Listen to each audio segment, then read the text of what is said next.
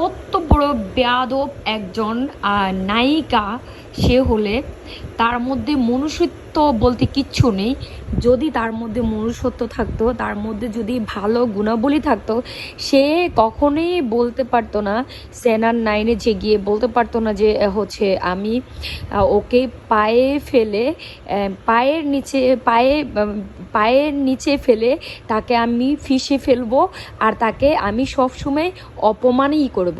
তো তুই কোথায়কার এমন হয়ে গেলি, স্যাড হয়ে গেলি অপবিশ্বাস, যে হচ্ছে বুবলির মতো এমন একটা স্বনামধন্য নায়িকাকে পায়ে নিচে ফেলে ফিশে ফেলবি। কিন্তু আমরা আসলে চাই না যে এই এই যে আপনার মতো অপু বিশ্বাসকে কোনো একটা কথা বলতে, কারণ আপনার মতো অপু বিশ্বাসকে কথা বলা আর হচ্ছে কলা গাছের সাথে কি যুদ্ধ করা একই সমান। আমি আপনাকে তো কখনোই একটা মানুষ মনেই করি না, নায়িকা মনে করবো দূর থাকতে। আমি মনে করি আপনি একটা কি কলা গাছ, যেটার থেকে একবারে ছড়া দিয়ে পরে দ্বিতীয়বার কেটে ফেলা হয়। তদ্রূপ আপনি এরকম, আপনি কোনো নায়িকা না, আপনি হচ্ছেন একজন বেয়াদব। আপনি কি ভালো? আপনি যদি ভালো হতেন তাহলে একজন মানুষকে এভাবে বলতে পারতেন না। আর বুবলি তো অনেক জায়গায় হচ্ছে ইন্টারভিউ দিয়েছে, কই সে তো কখনো কোথাও আপনাকে নিয়ে একটা নোংরা কথা বলেনি বা কাকুই নিয়ে একটা নোংরা কথা বলেনি।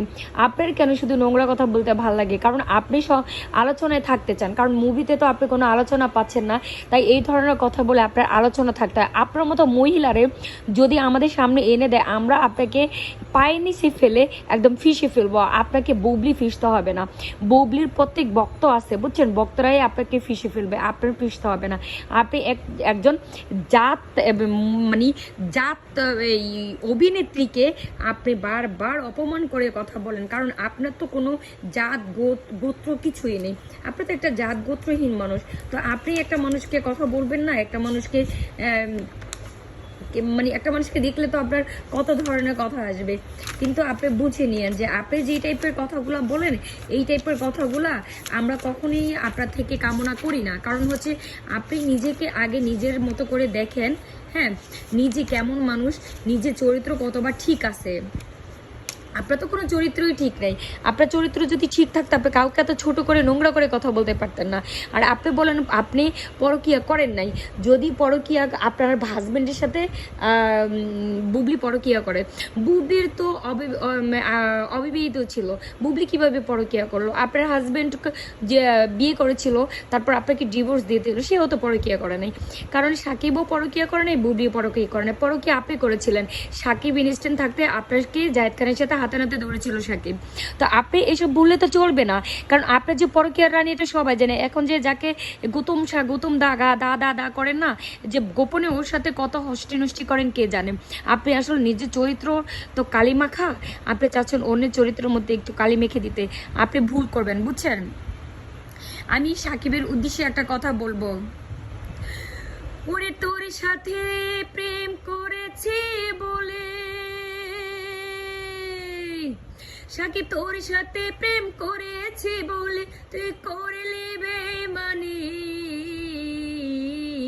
তোর ধর্মের কাছে তুই হইলি আসামি, সাকিব তোর ধর্মের কাছে তুই হইলি আসামি।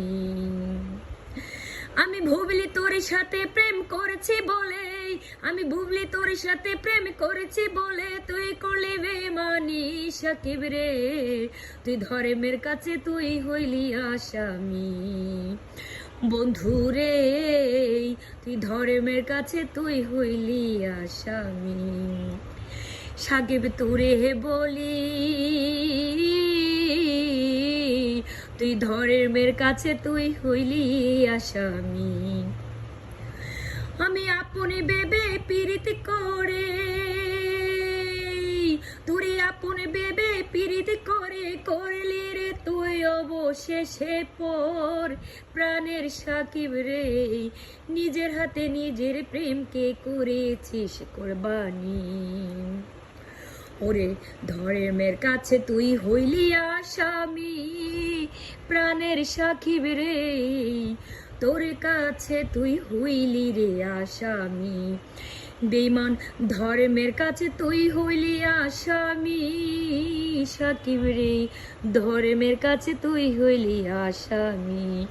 সাকিব খান, আপনাকে একটা কথা বলে, আপনি কেন যে এইসব কথার প্রতিবাদ করতেছেন না এই মহিলার সাথে? ইনস্ট্যান্ট আপনার বিবাহিত বউ, আপনার বিবাহিত স্ত্রী হচ্ছে এই শবনম বুবলি, যে হচ্ছে এখন মানে একদম বাংলাদেশের শীর্ষ একটা অ্যাক্টরের কাতারে আছেন, অভিনেত্রীর কাতারে আছেন, তাকে নিয়ে সে অসম্মানজনক কথা বলে অপু বিশ্বাস। আপনি কেন তাকে কিছু বলতেছেন না? আপনার সাথে জড়িত সে যেই হোক না কেন, সে তো আপনার স্ত্রী, সে এখন ইনস্ট্যান্ট আপনার স্ত্রী, আপনার বাচ্চার মা। আপনার বাচ্চার মাকে যদি একটা বিধর্মী, একটা ডিভোর্সি মহিলা যদি আপনার বাচ্চার মাকে যদি বলে পায়ের নিচে ফেলে ফিসে ফেলবে, তাহলে এর চেয়ে আপনার অপমানজনক কিচ্ছু নেই।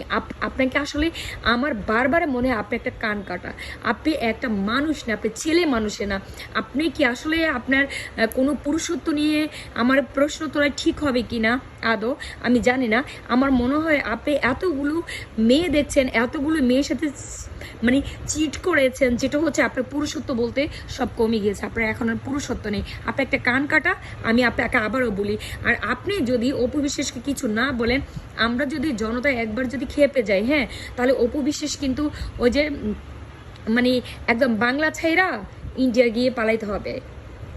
কারণ বাংলা ছাইরা না হলে পাকিস্তান গিয়ে পালাইতে হবে। কারণ আমরা আমাদের যুদ্ধের সময় যখন পাকিস্তানি আর বাংলাদেশ যখন যুদ্ধ করেছিল, হ্যাঁ, তো কিছু কিছু শয়তান ছিল আমাদের বাংলাদেশের বিরুদ্ধে, তারা কিন্তু পাকিস্তান গিয়ে পালাইছে। হ্যাঁ, তো আপনাকে একটা কথা বলি, আপনি অপু বিশ্বাসকে বারবার বলতেছি মানে নিজেকে সংযোগ করে কথা বলেন, আপনার কোনো রাইট নাই আপনি বুবলিকে কিছু বলা। আর আপনার আসলে আর লজ্জা হবে না? আপনাকে বুবলির প্রত্যেকটা মানুষ, বুবলির প্রত্যেকটা ভক্ত আপনাকে জুতা পিটাইতে করাইতে চায়, আপনার লজ্জা হয় না? বুবলি গিয়ে দেখে বাচ্চারা পর্যন্ত কান্না করে, বুবলির মুভি দেখে বুড়ো মুরব্বীরা কান্নাকাটি করে, আপনি কি করেছেন? আপনাকে দেখে কয়জন কান্না করেছে?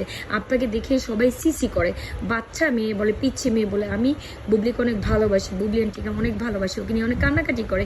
ছি, লজ্জাহীন মহিলা। আপনি কি পায়ের নিচে মানে নিচে ফেললে ফিসাবেন? আপনি কিন্তু ফিসিয়ে ফেলবো আমরা, বেয়াদব কোথায়কার।